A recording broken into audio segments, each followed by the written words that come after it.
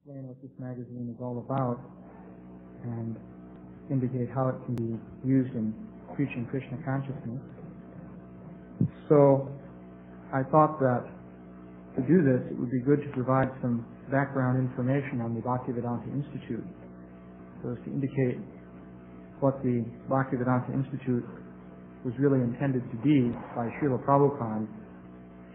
So to give it some idea about that, I thought I would quote from some of Śrīla Prabhupāda's statements. I have here a transcript of a morning walk conversation that occurred in May of 1973 at Venice Beach in Los Angeles. So here Śrīla Prabhupada is speaking to Bhakti Swarup Damodar Maharaj, and he's talking about this matter of the scientists and what one should do about them. So Śrīla Prabhupada says, "You have to go and lecture at all the universities calling these rascals fools. That will be our mission. They do not know anything, talking all nonsense. There was nobody to challenge till now. Now we are creating persons to challenge these rascals. That is our credit. Till now, whatever nonsense they are talking, people thought, oh, he is a big scientist. Now our scientists will protest against them and stop them from talking all nonsense. So challenge all this nonsense. Why do they talk all this nonsense? This protest must be now. You and Dr. Rao just make a combination for world touring. I shall give you all expenditure. Go to the universities and the scientists and talk with them. Our kirtan party will also go. We challenge all scientists. Come on. We shall pay all expenditures. According to our Vedic description, Brahma is first created. He is life, not that matter is first created, then Brahma comes. No, and Brahma comes from Vishnu, and Vishnu is life, supreme life. Yadutama shloka gunarnavarnanam. Here is life, Krishna. Here begins everything. So I'll make some comments as I go along on the points that Śrīla Prabhupada is making here. Śrīla Prabhupada is pointing out that devotees, and in particular devotees with a scientific background, have a responsibility to challenge the atheistic scientists. So at the present time, the whole world is dominated by what you could call the scientific worldview. It used to be that people got their idea of what reality was and what the meaning of life was from some religious source. Perhaps in the Western society it was Christianity or Judaism, or in India, of course, there's the Vedic tradition plus many other things. So people were obtaining their ideas of reality ostensibly from some source of knowledge that was coming down from God. This was the basic idea throughout human society. But for the last couple of hundred years, since the days of Newton and then Darwin and so forth, people have been basing their idea of reality on scientific speculation. And this has taken root all over the world. Even in India now, people are thinking in terms of evolution and so on and so forth. So Śrīla Prabhupada wasn't content simply to preach to those people who are perhaps dissatisfied with this scientific way of looking at things and who would be willing to quickly disregard it or who never took much of an interest in it. But he wanted to actually eliminate this system of atheistic society, of atheistic philosophy from the human society, because everyone is being led astray by this atheistic teaching.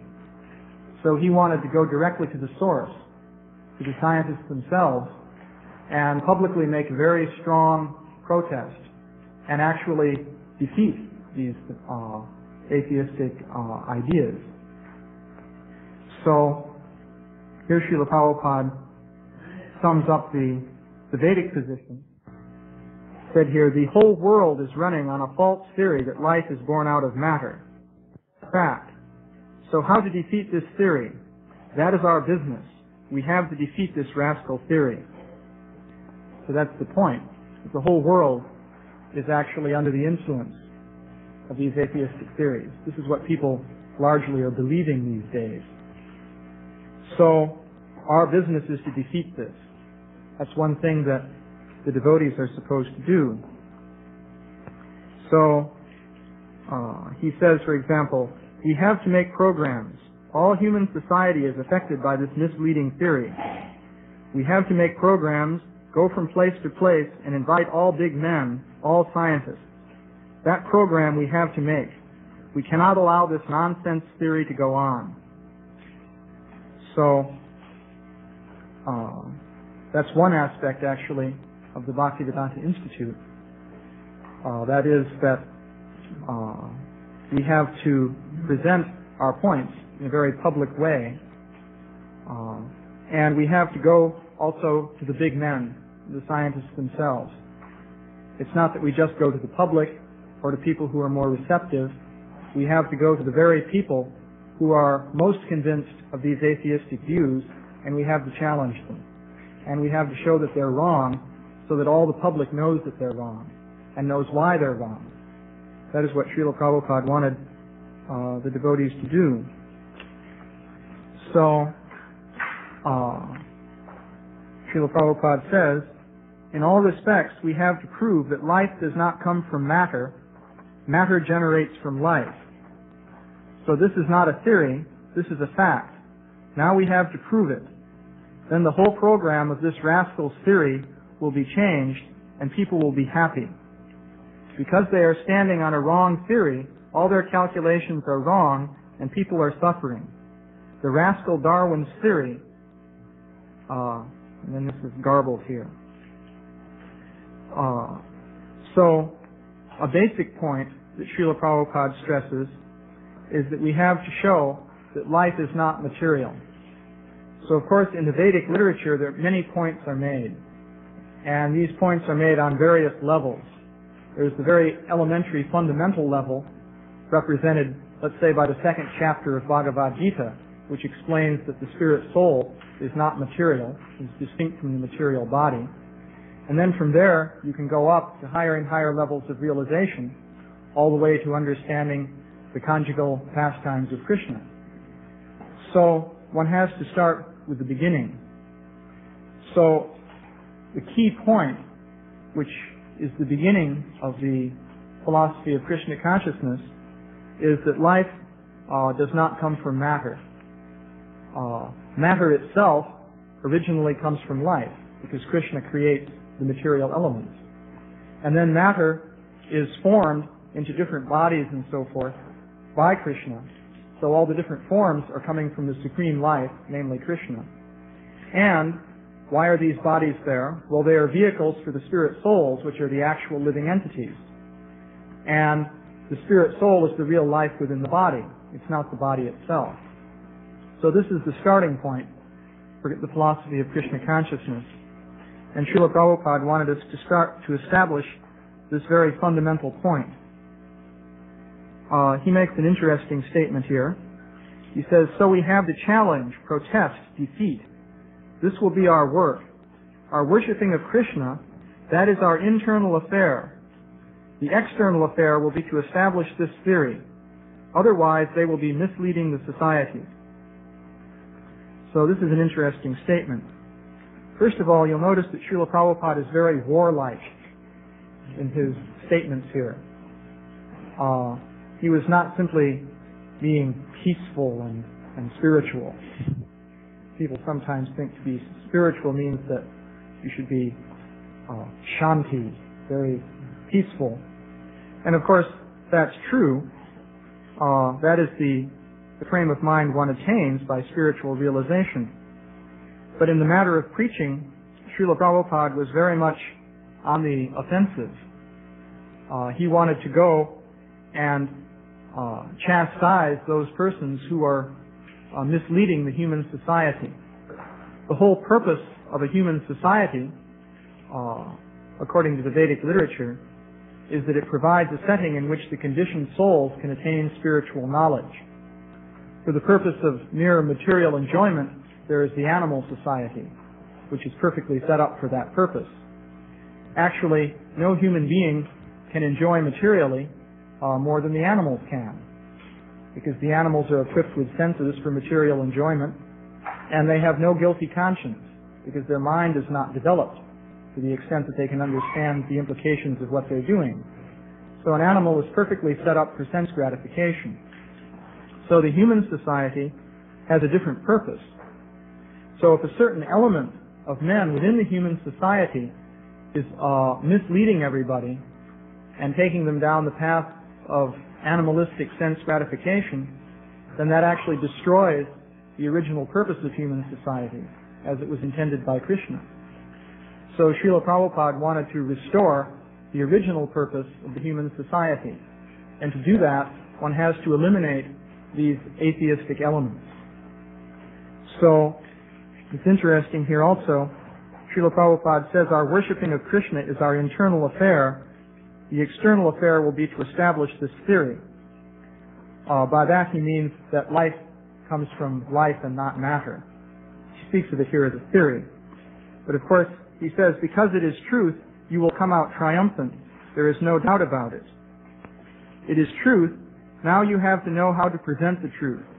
That is your business. We are not presenting some theory concocted by my brain. No, this is the fact. Rudimentarily, we have got evidences, but it has to be presented by the modern ways. They are presenting some wrong principle by propaganda, and we cannot establish the real principle by factual presentation. What is the difficulty? So, Śrīla Prabhupāda makes an interesting point here. He says, rudimentarily we have got evidences, but it has to be presented by the modern ways. Now this is an interesting point, because what does he mean when he says rudimentarily we have got evidences? Well, Śrīla Prabhupāda here is speaking about presenting arguments based on evidence.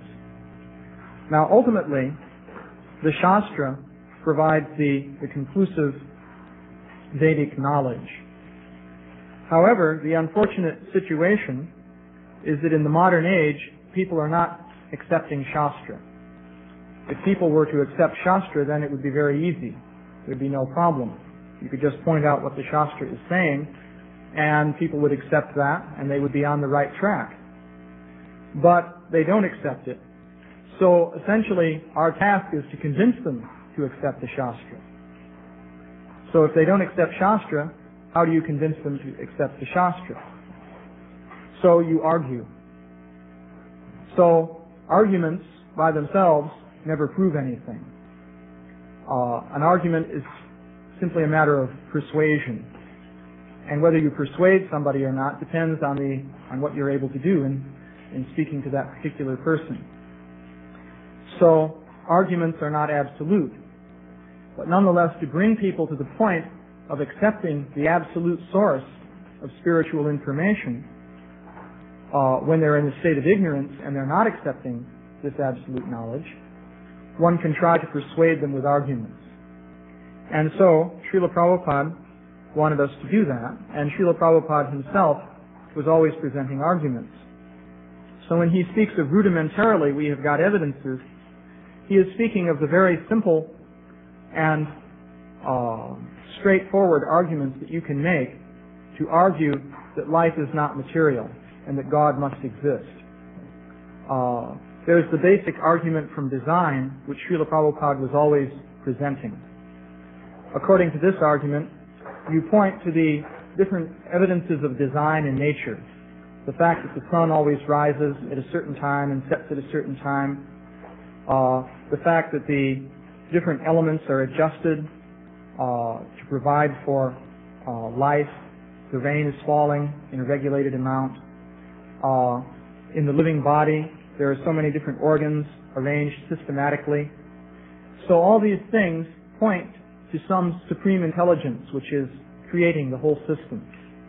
If we look in human society and we see some factory in which various processes are going on, we know that this isn't just happening by chance or by matter just coming together according to the rules of physics or chemistry, but we know that some intelligence is behind it. So similarly, if we look at the world as a whole and we see all this organization within the world, we can infer that there's some intelligence.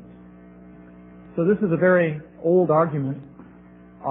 People all over the world have presented this argument since time immemorial.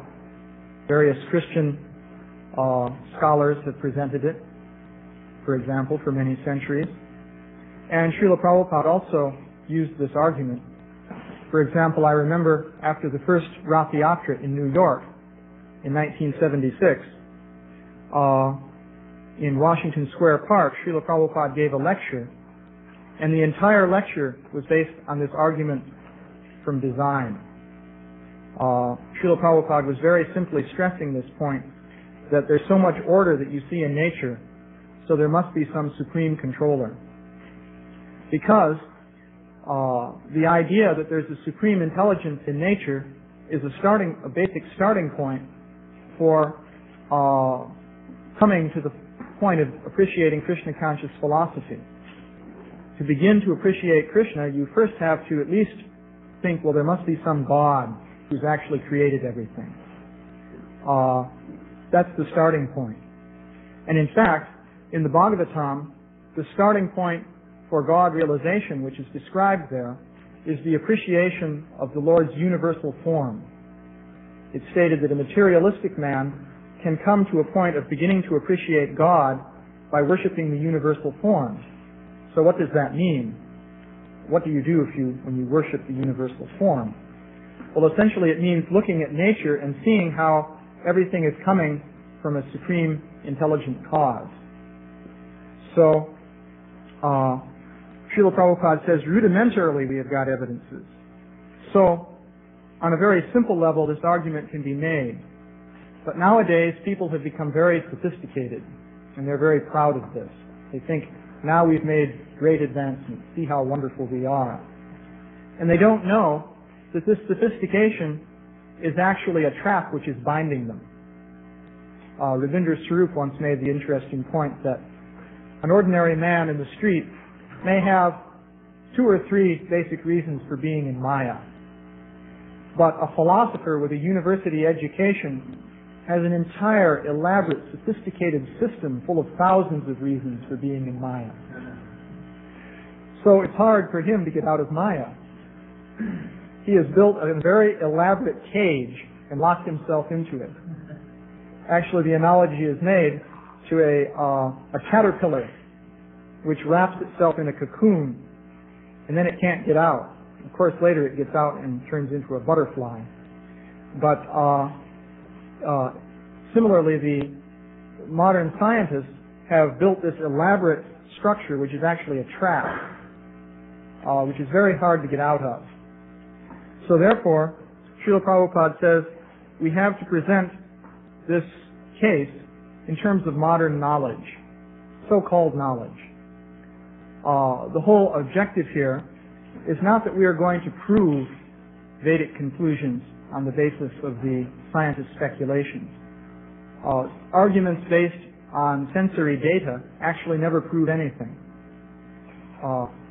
Only in mathematics do you have such a thing as proof by argument. But mathematics is all theoretical. It never comes in touch with actual reality, because it all deals with postulates which one imagines within the mind.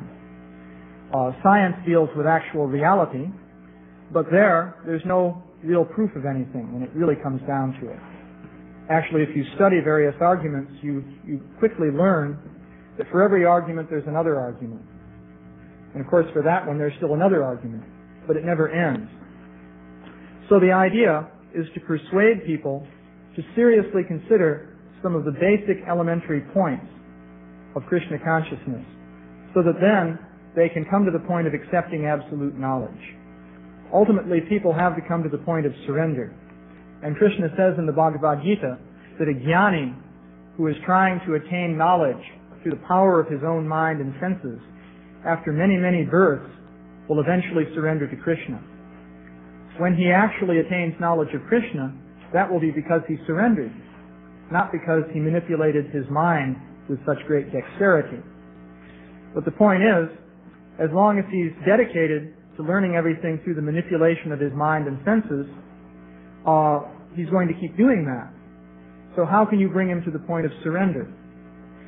So one can do that by persuading the person that, look, first of all, you're not your body, which means that what you really are is a mystery beyond anything that you know. So wouldn't it be nice to understand the basis of that mystery? And secondly, this universe is not just an arrangement of matter that we can measure and dissect and pry apart, but it's coming from some higher intelligence which is totally beyond us. So wouldn't it be better to approach that intelligence and somehow find out what that intelligence has to say about the universe? So the idea then is to bring people to the point of surrender, to the point of approaching this higher intelligence. So Śrīla Prabhupāda says here, so you protest, write books, you are a scientist, prove scientifically, that will be your laurel of taking the doctorate degree. If you also become one of these rascal doctors, then what is the use of your Krishna consciousness? Whatever you say, whatever they say, you silently accept? No. So, Śrīla Prabhupada is making the point for those devotees who have scientific background that if you don't use your scientific background to protest against these atheistic theories, then you're as bad as they are. Let's say a person with a scientific background becomes a devotee, and he says, oh, this science is all Maya. I renounce it. I'm just going to chant Hare Krishna. And I'm simply going to, concentrate on Krishna consciousness. Never mind all this science. Well, what Śrīla Prabhupada is pointing out here is essentially that is an example of false renunciation. Actually, a basic principle of this movement is to use material things in Krishna's service. Of course, one has to be careful about that. We don't use butcher shops in Krishna's service. And there are many things which, if you try to use them in Krishna's service, you can get in trouble. So therefore, we have to be very careful. Actually, the traditional Vaishnava mode of life was, first of all, not even to wear shoes, not even to wear such a thing as a shirt which is sewn with sleeves and so on, but just wear a cloth around the upper part of the body, and to live very simply, very far away from cities and places of materialistic contamination. So there are good reasons for that. Namely, it's good to avoid Maya. But Srila Bhaktisiddhanta Saraswati began sending his devotees around in automobiles. And Srila Prabhupada traveled around the world repeatedly in jet planes and used tape recorders, dictaphones, automobiles, and so forth in Krishna's service. So a basic principle is to, as much as possible, use what we have in Krishna's service. So if a person has a scientific background and has this knowledge, then he is actually in a position to point out what is wrong with all these atheistic theories and so forth. And he's in a position to get people in universities, to get scientists, students of science, people influenced by the scientists and so on, to begin to reconsider what they're saying and thinking. Because these people really aren't thinking. This is an important point to make. They're just being carried along by the tide of the times. They're learning all this gobbledygook, and they believe it. They are told this is rational, and religion is something irrational, so they believe that. It becomes just like a conditioned reflex, just like with Pavlov's dogs, which were trained to salivate when a bell rang. So similarly, you ring the bell of religion, and immediately they say, oh, that's irrational. And you ring the bell science, and immediately they say, oh, that's rational. So they're trained in this way. So the idea is to bring them to start thinking about some of the defects of these theories. And Śrīla Prabhupada said that if you have training in this area and you don't go to these people and argue with them, plead with them, and point out these defects and so on, then you're just as bad as they are. Because what that means is that you're complying with their viewpoint implicitly. You're going along with it by being silent. Just like if there's a crime and somebody's a witness to that crime and the court case comes up, but he doesn't come forward to speak, perhaps because he doesn't want to get involved, as they say, because it's too much trouble, because it can hurt your reputation and people can call you bad names, and it's such a terrible experience to go through. So you don't go and witness, testify in the case. Then actually you're guilty of complicity with the crime. So that is the point that Śrīla Prabhupada is making here. So, and Śrīla Prabhupada makes some rather strong points here. Why should this be tolerated? Don't be a doctor of chemistry like one of them. Be really a doctor of chemistry. He's talking to Sri Damodar, who's a chemist. They must accept our viewpoint, and so on. Make a plan how to meet them, how to defeat them, catch them on their throat. We are not ordinary so-called swamis and sadhus. We are going to give to the world something which they forgot, and so forth. Well, otherwise, if you sleep only and take doctorate title, what is the use? You have to fight against these rascals. Make your soldiers party and start fighting against these rascals. No more tolerating, no more silence. Some of them are taking that this is a Sankirtan party. We are a Sankirtan party undoubtedly, but they may not think that we are sentimentalists. They must know that we are scientists. So Śrīla Prabhupada is pointing out that it should not be regarded that we are just religious sentimentalists, or that we are, for some reason, following some ancient system of, well, what shall we call it, religion out of sentiment. And because we are sort of detached from reality, not in tune with the modern world. But Śrīla Prabhupada says that they shouldn't think that we are just sentimentalists. They should think that we are scientists. So, these are some basic points, and one can go on in great detail, making similar points. So this Origins magazine is one part of this general effort to defeat the scientific theories and establish basic fundamentals of the philosophy of Krishna consciousness. The idea is that the people, especially college students, engineers, people with a scientific education, are steeped in various modern theories. For one thing, there's Darwin's theory of evolution. Then there's the Big Bang theory of cosmology. It says the whole universe sprang out of nothing with a bang. There's the basic idea of reductionism, according to which everything is to be explained in terms of chemistry and physics. A human being is nothing but a collection of chemicals. We evolved by a Darwinian process from randomly distributed molecules which sprang out of the void in a big bang. There's good reason to think that there must be some designer behind the universe. This basic argument from design is there. We want to present it in terms of the specific ideas of the scientists themselves, and also to show that there's more to the body than just chemicals.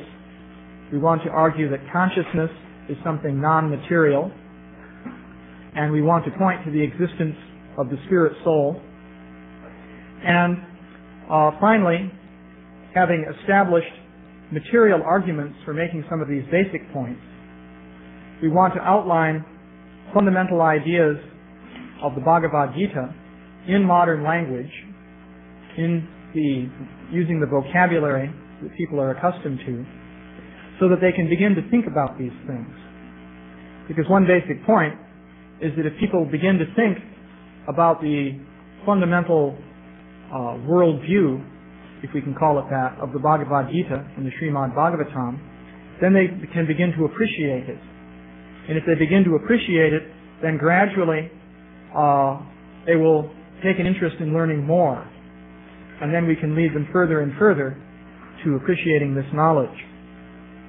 So in subsequent classes, I will go into more specific detail about the Origins magazine. I can discuss some of the specific points that are made there in the various articles. So it's already 6 o'clock, so I won't go into that today. Are there any questions or comments that anyone would like to bring up right now? Yeah? All the theories that for electronics are all based on Mm-hmm. when we're talking about scientific theory, like biology, science biology, how do we base it on mathematics? Well, the basis of all modern scientific theory is mathematical modeling. Now, in some areas of science, they've progressed further along these lines than in others.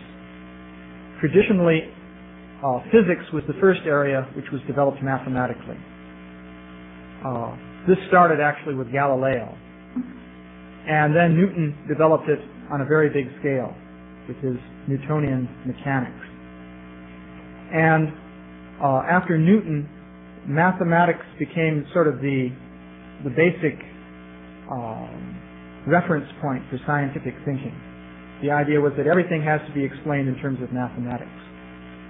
Now, in biology, however, it's very difficult to apply mathematics because one is dealing with very complex systems. So, biology for many years was mainly descriptive. That is, scientists would just look at living organisms and describe what they saw. They would look at cells under a microscope and describe the nucleus and the different structures that they saw there. And mainly, they would just give verbal descriptions and then try to give explanations of how they thought everything was working and so on. However, as time has passed, the scientists have tried to make biology more and more mathematical. In fact, I've been working in this area called mathematical biology.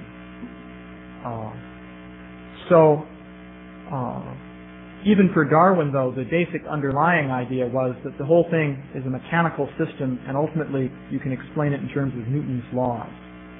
That's what Darwin was thinking.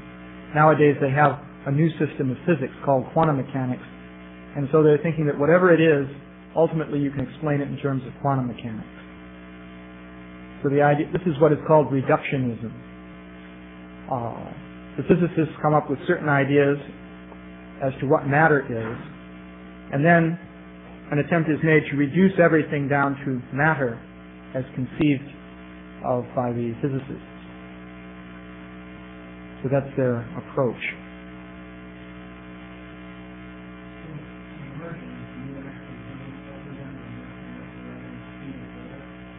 Well, in Origins, we do not deal with anything that you would call technical, that in the mathematical sense.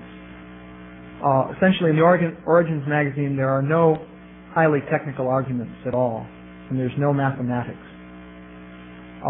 We present arguments, as I was saying, on the level of the popular science magazines. That is, we present the kind of argument that is presented there, which is simply verbal arguments of different kinds. However, we are talking, to some extent, about mathematical models. I'll just mention briefly. For example, the scientists have their theory, which is called basically the Big Bang theory for the origin of the universe. So we want to point out some of the limitations of this theory. Now, the theory is essentially a mathematical theory. It is based on two things, namely Einstein's general theory of relativity, which is one mathematical theory, and quantum mechanics, which is another theory. So, just to give an example, one point we make in the magazine is that if you're going to make one theory of reality, because there's only one reality, so you need one theory of it for that, then that has to be a complete unified theory. All the different parts have to fit together consistently. So it turns out that the general theory of relativity and quantum mechanics are incompatible. They violently contradict one another. They say two completely different things about the world, and no one has ever been able to put them together into one unit. So the Big Bang Theory is based on both the theory of relativity and quantum mechanics. That means that as things stand today, it's based on a total contradiction. What that means is there's really no Big Bang Theory. It doesn't exist yet. It's what you could call a hoped-for theory. That is, there's hope that in the future we'll begin to make a theory like this. We'll be able to make a theory like this. Right now, there's just a total contradiction.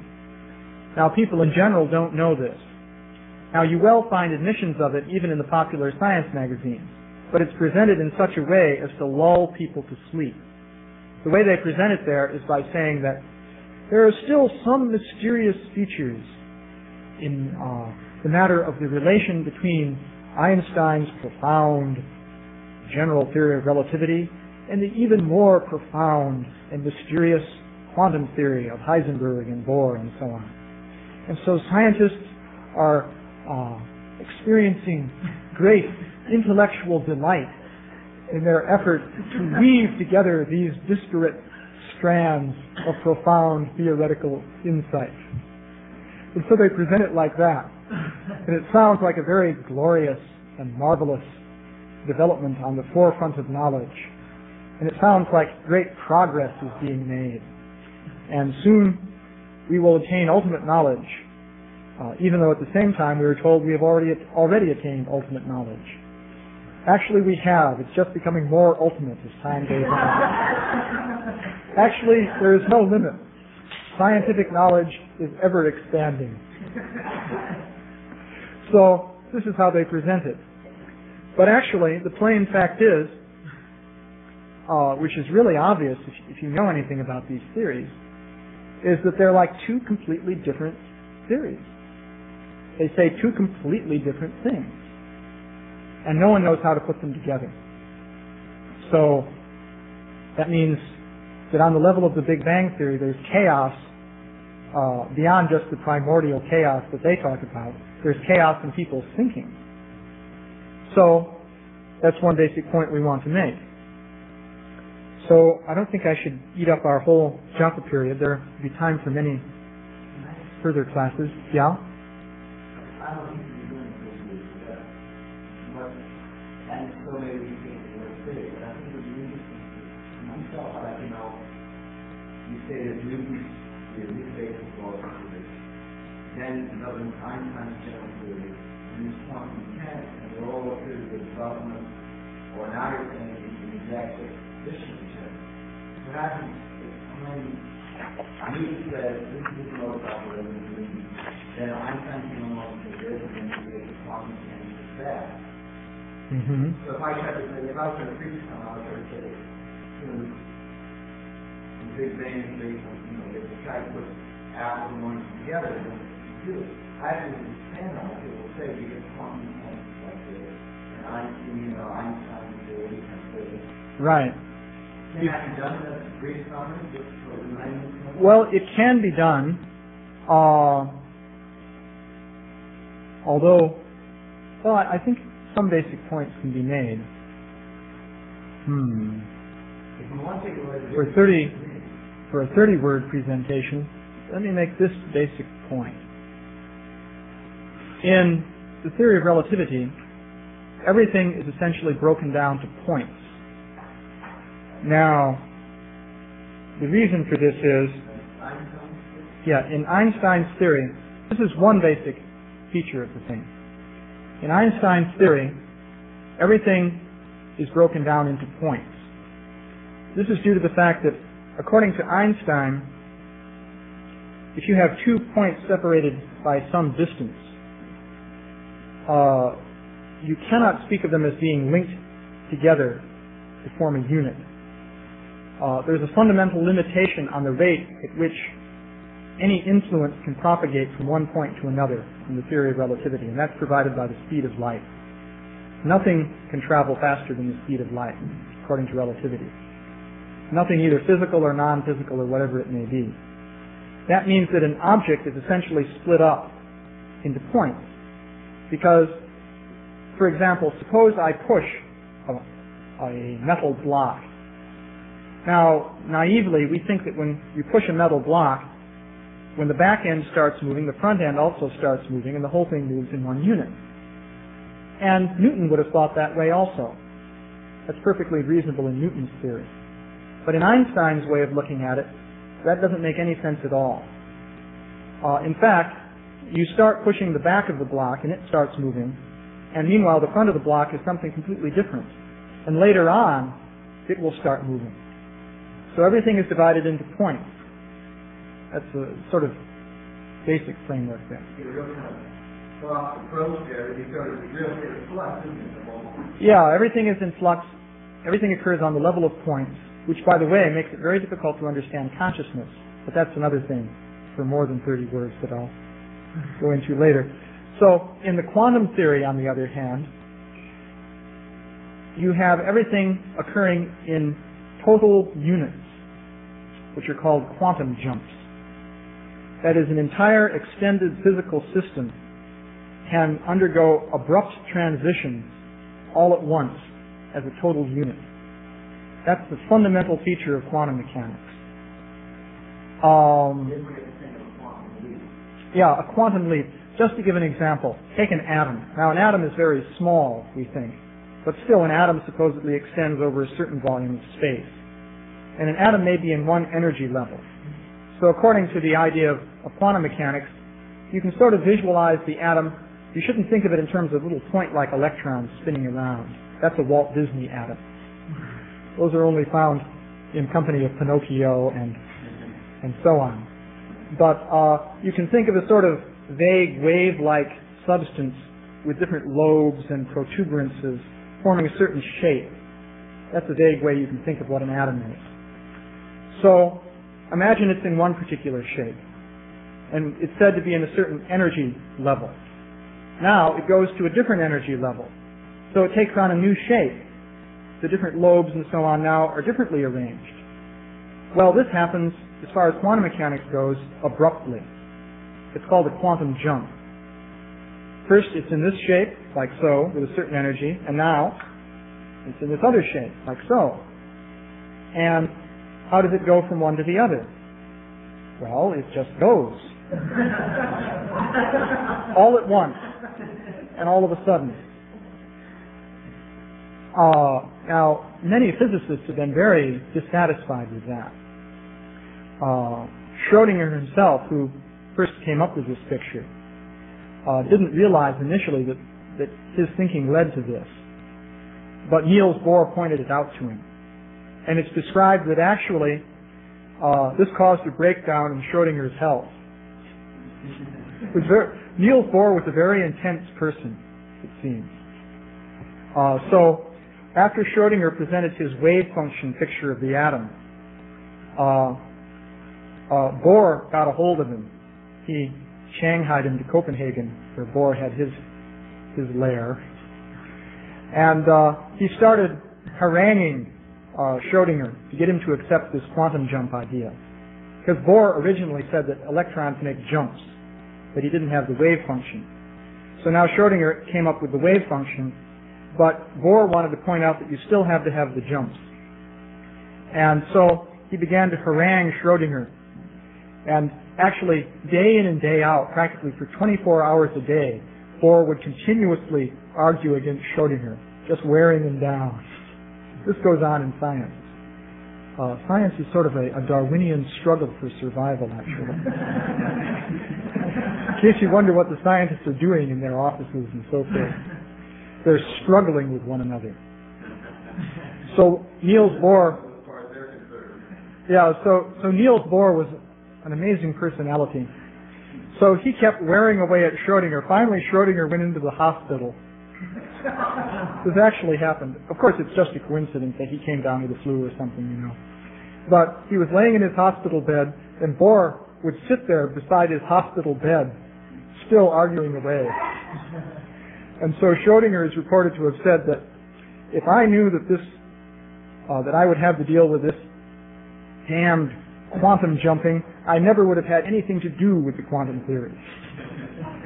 But anyway, it turns out that logically, the way the theory is set up, in the quantum theory, you have a whole extended situation in space, which is in a certain state, and all of a sudden, the whole thing changes at once into a completely different situation. So that is a situation totally different from what Einstein is saying. Now, it turns out, just as evidence for the reality of this conflict, Einstein himself never accepted quantum mechanics. And that's no coincidence, because of course Einstein liked Einstein's theories. And he was totally convinced that his theories were fundamentally right. And he knew that the quantum mechanical theory totally went against his theoretical viewpoint. So he never accepted it. There's more to this than just the idea that God doesn't play dice with the universe. That's part of it. Because when these quantum jumps occur, they occur by chance. That's another interesting feature of the quantum theory. But it's not just that they occur by chance that disturbed Einstein. Because Einstein himself introduced the theory of Brownian motion earlier in the 20th century, which involves the theory that a little particle will move by random steps.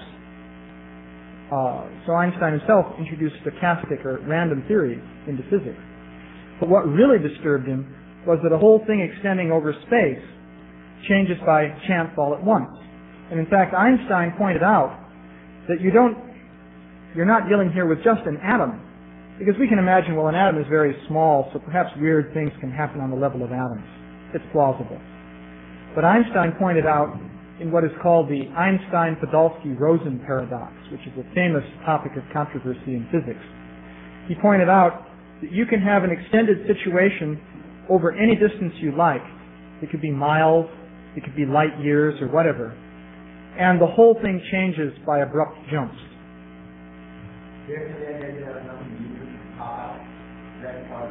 Well, that's a much later speculation that people are making.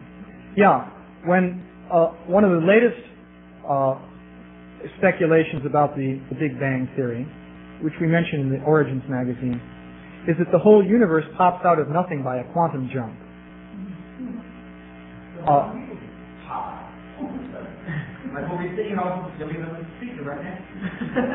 Well, it could happen. Actually, according to their theory, you know what could happen? Well, that could happen too. But here's what could happen according to their theory. You see that, well, we can go on, obviously, and completely use up the Joppa period. But you see, the idea is you can have nothing without even time or space, and something can pop out of it by a quantum leap. And similarly, right here, another whole universe could pop out, but if it did, that would be the end of us, because it would be like the ultimate atomic explosion. We'd be just wiped out. If the universe popped out right here, let's say, it'd be very improbable. But given eternity, it can happen. So, lately, in recent years, they've been trying to put together speculations like this. But this is a more recent development. For example, a Russian named Vilenkin is very fond of this idea that something pops out of nothing. But the original conflict between relativity and quantum theory, though, is that in quantum theory, you can have something even extended over miles, and the whole thing can make an abrupt quantum leap into something different. Whereas in the theory of relativity, It's hardly possible.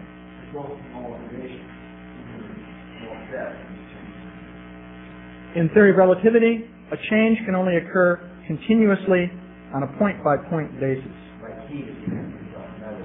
Yeah, like you can imagine heat gradually working its way across a piece of metal, something like that. So that's a basic problem there. So, you see, people in general don't learn about these controversies in physics. Most physicists don't appreciate the controversies because physicists are trained up not to think about these things. This is actually a fact. See, physics is exceedingly complicated. There are oceans of mathematical equations that you have to plow through. So in studying physics, you can entirely devote yourself to learning how to manipulate these equations without even for one moment asking yourself what it all means.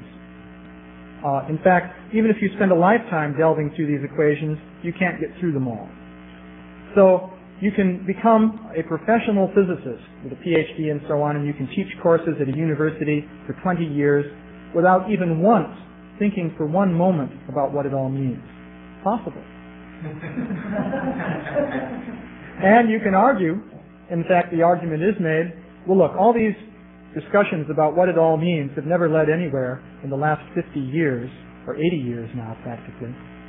So we have no time for that. We're interested in research.